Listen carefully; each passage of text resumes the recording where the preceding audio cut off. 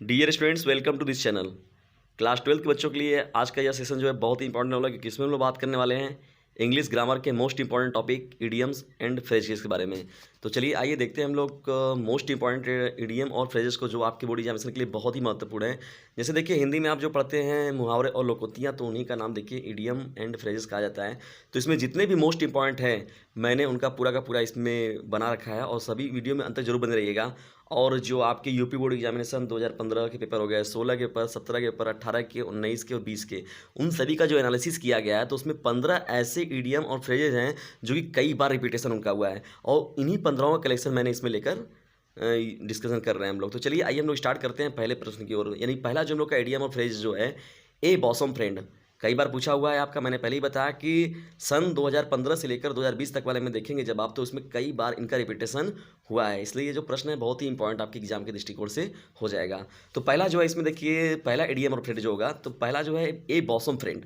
तो ए bosom friend अगर होता है तो इसका देखिए पहले हिंदी जानिए कि ए बॉसम फ्रेंड का हिंदी क्या होता है। इसका मतलब होता है घनिष्ठ मित्र, और साथ ही साथ जब इसका आप अगर सिनोनिम्स लिखना चाहेंगे तो इंटीमेटेड फ्रेंड हो जाएगा। इंटीमेटेड फ्रेंड यानी ए बॉसम फ्रेंड अगर लिखा हुआ मिला आपका, तो इसका जो अब फ्रेज बनाए, इडियम और फ्रेज बनाएंगे, तो इसका हो जाएगा इंटीमेटेड फ्रेंड।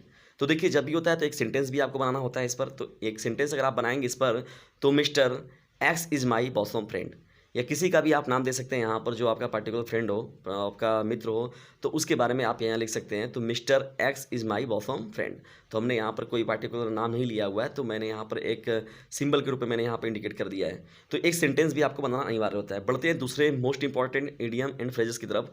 दूसरा हम लोग का है at every step. At every step जो है, तो इसका जो हो जाएगा आपका हिंदी, तो इसका अर्थ होता है हर कदम पर। एट एवरी स्टेप का जो अर्थ होता है वो हर कदम पर इसका अर्थ होता है। और साथ ही साथ जब इसका सिनोनिम्स ऑफ बनाएंगे, तो ये ऑलवेज जो होगा इसका राइट हो जाएगा। ऑलवेज अगर आप लिख देते हैं तो वो आपके लिए पर्याप्त रहेगा। अब आइए देखते हैं कि सेंटेंस के बारे में हम लोग। तो एक सेंटेंस अगर इस पर आप बनाएंगे, तो you face struggle at every step in your life.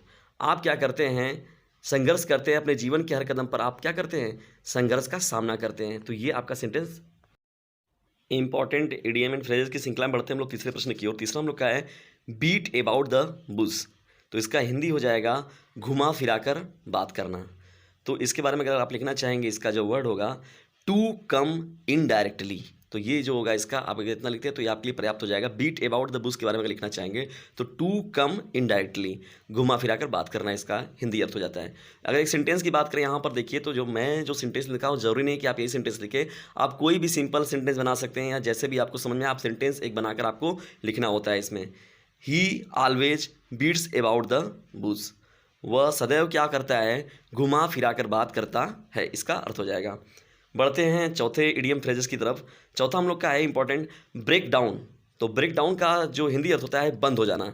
और अगर बात करें हम लोग इसके बारे में, तो देखिए जब इसका सेंटेंस वर्ड्स लिखेंगे इसमें आप, इसका सिनोनिम वर्ड्स, तो to come to stop, to come to stop जो हो जाएगा, यदि या लिख देते हैं आप, तो ये आपके लिए पर्याप्त रहेगा। ब्रेक डाउन का टू कम टू स्टॉप, बंद हो जाना। और अगर आप सेंटेंस बनाना चाहेंगे, the bike breaks down on the way, मैं बाइक जो है वो क्या हो गई, बंद हो गई, ऑन द वे, रास्ते पर मेरी बाइक क्या हो गई, बंद हो गई। तो ये सेंटेंस आपको एकदम सीधा सा सीधा सेंटेंस आपको इजीली मिल जाएगा। तो आप और भी सेंटेंस बना सकते हैं, मैं पहले ही बताया।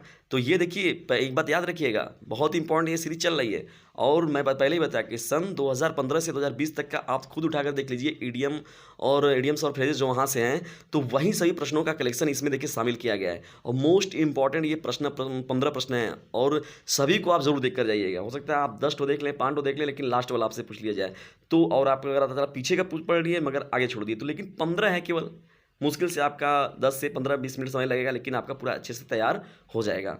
तो चलिए आगे हम लोग बढ़ते हैं और देखते हैं अगले इडियम और फ्रेज को। पांचवा हम लोग का मोस्ट इंपॉर्टेंट हो जाएगा कैरी आउट। तो जो ये इडियम और फ्रेजेस है, कैरी आउट जो है, तो देखिए इसके बारे में जब अगर बनाना चाहेंगे, तो but into practice. But into practice जो होगा, इसका आप लिख देंगे वर्ड्स के रूप में। और इसका जो हिंदी होता है कैरी आउट का मतलब होता है पालन करना। देखिए कैरी आउट का जो अर्थ हो जाएगा, वो हिंदी अर्थ क्या हो जाएगा, पालन करना। अब एक सेंटेंस हम लोग बना लेते हैं। तो देखिए जो सेंटेंस है मेरा, जो मैंने सेलेक्ट किया हुआ है, every student must carry out the orders of his teacher. प्रत्येक विद्यार्थी को जो है अपने शिक्षक की बातों का या उनके ऑर्डर्स का क्या करना चाहिए, पालन करना चाहिए। तो ये सिंपल सेंटेंस है और एकदम सार्वभौमिक सत्यवाद भी है ये। तो कैरी आउट का जो हिंदी होता है वो पालन करना हो जाएगा, और साथ ही साथ जो इसका आप अगर इडियम बनाएंगे तो यहाँ हो जाएगा बट इनटू प्रैक्टिस, और सेंटेंस भी आप देख रहे हैं। बढ़ते हैं छठवें हम लोग इडियम और फ्रेजेस की तरफ। तो 8 a stone throw, 8 a stone throw, तो यहाँ पर हो जाएगा a very short distance, a very short distance होगा इसका सेंटेंस आप बना लेंगे, और इसका हिंदी जो हो जाएगा पास। आइए बढ़ते हैं सेंटेंस की तरफ। देखिए मैंने इस पर एक सेंटेंस बनाया हुआ है, my school is 8 a stone throw from my house.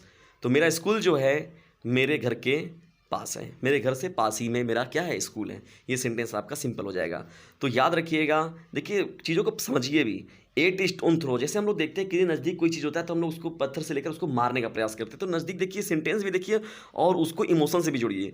A very short distance इसका हो जाएगा। इंपॉर्टेंट इडियम एंड फ्रेजेस की श्रृंखला में लोग बढ़ते हैं सातवें प्रश्न की ओर। सातवां हम लोग का है इन spite of. In spite of, देखिए बोर्ड एग्जामिनेशन में क्या आया हुआ है ये प्रश्न है। इन स्पाइट ऑफ का क्या होगा, तो इसे अब सीधे सीधे लिख देंगे डिस्पाइट। तो देख इसका हिंदी पहले समझ लीजिए, के बावजूद होता है, के बावजूद। तो इन स्पाइट ऑफ रहेगा तो इसका आप सीधा लिख देंगे अर्थ, जो इसका सेंटेंस बना लेंगे, वर्ड्स जो लिखेंगे इसके लिए यूज करेंगे डिस्पाइट। तो डिस्पाइट का भी जो अर्थ होता है के बावजूद। अगर आप सेंटेंस की बात होगी तो सेंटेंस एक सीधा बना लीजिए, in spite of being poor we are happy. In spite of being poor, गरीबी के बावजूद वी आर हैप्पी, हम लोग क्या हैं, खुश हैं। तो ये देखिए बहुत ही इंपॉर्टेंट हो जाएगा आपका सातवां जो आपका ये इडियम और फ्रेज है। बढ़ते हैं आठवें इडियम और फ्रेजेस की तरफ। तो आठवां जो हम लोग का है ए बेड ऑफ रोजेस।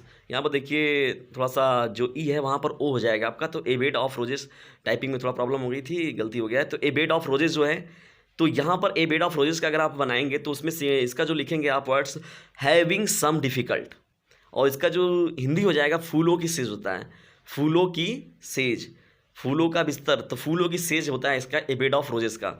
और याद रखिएगा जब इसके लिए जो आप बनाएंगे वर्ड्स हैविंग सम डिफिकल्ट, और साथ ही साथ इसका सेंटेंस के बारे में बात करें, life is not a bed of roses, life जो है, जीवन जो है वो फूलों का सेज नहीं है।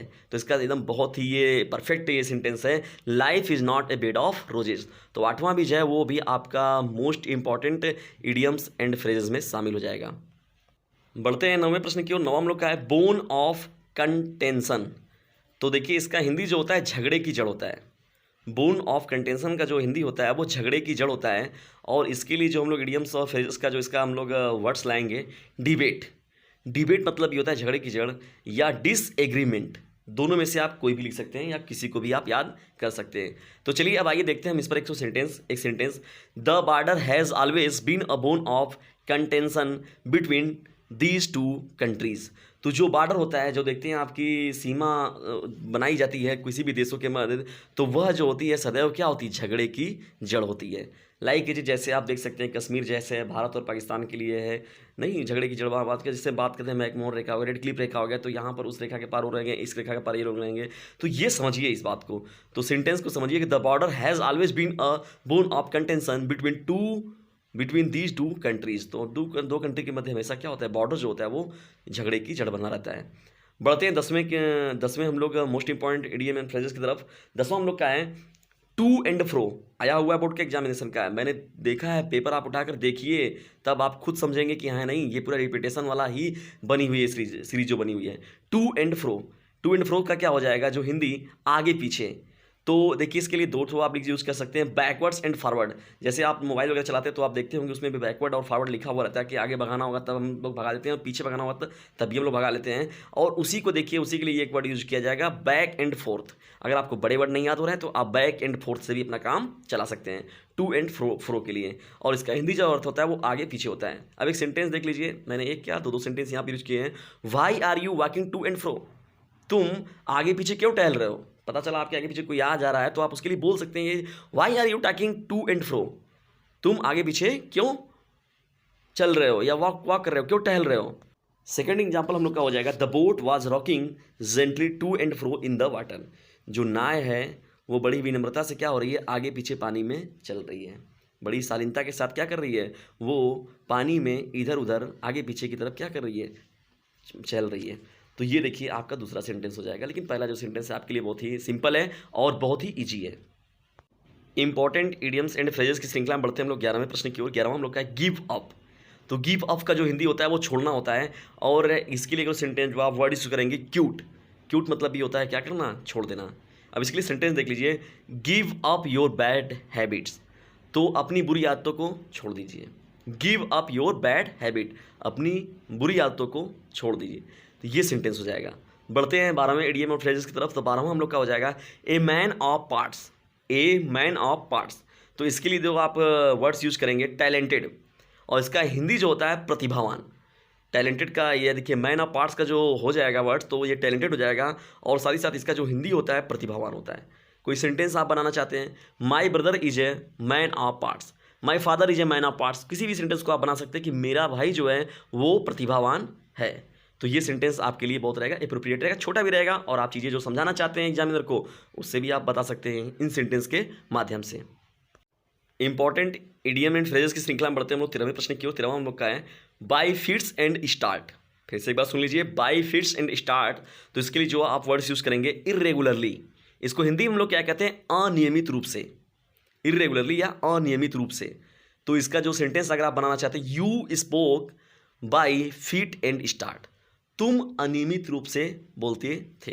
किसी के बारे में हम लोग बता रहे हैं कि जो कोई मनमानी बोलता है तो उसको हम लोग कह दिए you spoke by fits and start, तुम अनियमित रूप से बोलते थे। ये सेंटेंस हो गया सिंपल आपका। या जैसे भी आप बनाना चाहे, आप केवल याद रखेंगे इसका जब सेंटेंस, तो आप पहले इडियम एंड फ्रेजेस को याद रखिए और उसके साथ कौन सा वर्ड्स हम लोग यूज करेंगे ये याद रखिए। सेंटेंस तो आप बना ही लेंगे। बढ़ते हैं 14वें हम लोग इंपॉर्टेंट इडियम फ्रेजेस की तरफ। Far and wide, far and wide, तो जिसका हिंदी हो जाएगा चारों ओर हो जाएगा, और साथ ही साथ जब हम लोग लिखेंगे इसके बारे में तो इन ऑल डायरेक्शन, तो इसका जो वर्ड्स हो जाएगा इन ऑल डायरेक्शन, इसके लिए एप्रोप्रिएट वर्ड हो जाएगा। अब देखिए हम लोग सेंटेंस लिख रहे हैं, जैसे एग्जाम इस समय देखा जाए प्राइम मिनिस्टर प्रधानमंत्री नरेंद्र मोदी जी है, तो वो देखिए चर्चा में ज़्यादा हैं, तो उन्हीं पर देखिए सेंटेंस शामिल किया गया, Modi has become famous for and wide. तो जो प्रधानमंत्री नरेंद्र मोदी जी हैं वो क्या हैं, बी में बिकम हो गए हैं, बिकम मतलब हो चुके हैं, फेमस, फार एंड वाइड मतलब चारों ओर प्रसिद्ध हो चुके हैं। तो ये सेंटेंस आपका हो जाएगा। या तो महात्मा गांधी जी को ले लीजिए कि Mahatma Gandhi ji has become famous far and wide, या जिस भी आप लीडर को पसंद करते हैं अपने अकॉर्डिंग ले लिया है, तो अपने जिनको भी आप जो पसंद करते हैं, जो भी ऐसे पार्टिकुलर सेलिब्रिटी है, कोई क्रिकेटर हो गया, कोई प्लेयर हो गया, कोई फिल्म अभिनेता हो गया, ये कोई भी सेंटेंस में आप किसी का भी वर्ड यूज़ कर सकते हैं, तो आपकी चॉइस है। तो फार एंड वाइड के लिए अगर आप यूज़ करेंगे तो इन ऑल डायरेक्शन हो जाएगा, और इसका हिंदी अर्थ जो होगा वो चारों ओर। इंपॉर्टेंट सीरीज में हम लोग चलते हैं लास्ट प्रश्न की तरफ। लास्ट हम लोग का क्वेश्चन और लास्ट इडियम ऑफ फ्रेज हम लोग का है fish out of water, fish out of water. तो जाहिर सी बात है, अगर अपने बेसिक कॉन्सेप्ट से आप सुनिए कि अगर फिश को हम लोग पानी से बाहर निकाल देंगे तो फिश किस में हो जाएगी, जाहिर सी बात है वो डिफिकल्टी में हो जाएगी। तो इसका जो वर्ड्स इसके लिए आप यूज़ करेंगे इन डिफिकल्टी, और इसको हिंदी में हम लोग कहते हैं संकट में। तो अब देखिए इस पर एक क्वेश्चन देख लीजिए आप, I felt like a fish out of water in my new school. मैंने महसूस किया, क्या संकट में मैंने खुद को महसूस किया, इन माई न्यू स्कूल, मैं अपने नए स्कूल में खुद को क्या किया, संकट में महसूस किया। तो ये देखिए बहुत इंपॉर्टेंट है। तो ये एक सेंटेंस है, आप कोई भी सेंटेंस बना सकते हैं, या वार की बात होगी, कई प्रकार के वर्ड हैं, वर्ड्स तो सेंटेंस हो गया, आप तो किसी भी तरीके से बना सकते हैं। तो ये रहे most important 15 idioms and phrases. प्रश्नों की यह श्रृंखला आपको कैसी लगी इसके बारे में कमेंट बॉक्स में ज़रूर बताएं, और साथ ही साथ अपनी राय भी हमें ज़रूर दें। और जिस विषय में आपको प्रॉब्लम हो रही है, जिस क्वेश्चंस में आपको प्रॉब्लम हो रहे हैं, तो उनके डाउट्स को क्लियर करने के लिए आप हमारे साथ हमारे व्हाट्सएप ग्रुप में भी जुड़ सकते हैं। हमारा व्हाट्सएप ग्रुप नंबर है 950 690 285 7। एक बार फिर सुन लीजिए, मेरा व्हाट्सएप ग्रुप नंबर है 950 690 285 7। यदि इसमें आप जुड़ते हैं तो आपकी तैयारी और बेहतर होगी, और सबसे बड़ी बात है कि इसका कोई चार्ज नहीं है, फ्री ऑफ कॉस्ट है, और आप इजीली इससे जुड़ सकते हैं और अपनी विचारों को हमारे साथ शेयर कर सकते हैं, और पूरे बोर्ड एग्जामिनेशन तक मैं आपका मार्गदर्शक के रूप में कार्य करूँगा। तो ऐसे ही हम लोग मोस्ट इंपॉर्टेंट वीडियो की श्रृंखला के साथ हम लोग मिलते रहेंगे। तब तक के लिए टेक केयर, गुड बाय। अपने स्वास्थ्य का ध्यान रखते हुए बोर्ड एग्जामिनेशन की तैयारी बेहतर तरीके से करें।